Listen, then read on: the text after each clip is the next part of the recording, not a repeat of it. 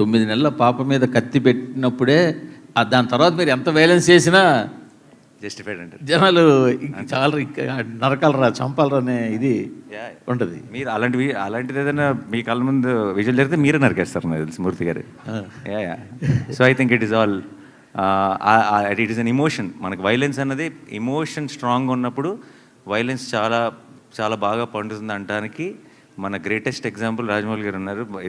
Because we across India now we look up to him. Reason is not because ఆయన action episode చాలా బాగా తీస్తారని కాదు, దానికి కావాల్సిన బలం, దానికి కావాల్సిన ఒక ఎమోషనల్ సాలిడ్గా పడుతుంది కాబట్టి. So I think I always believe in that. Shailesh also believes in that. So ఈ సినిమాలో మీకు ప్రతి ఒక ఏమంటారు, ఒక చిన్న పూనకం వస్తుంది ఆ వైలెన్స్ చూస్తున్నప్పుడు. అది రావడానికి కారణం మీరు చూస్తున్న విజువల్లో, మీరు చూస్తున్న వైలెన్సో కాదు, అక్కడున్న సిచ్యువేషను, దాని వెనుకున్న ఒక ఎమోషను. So that is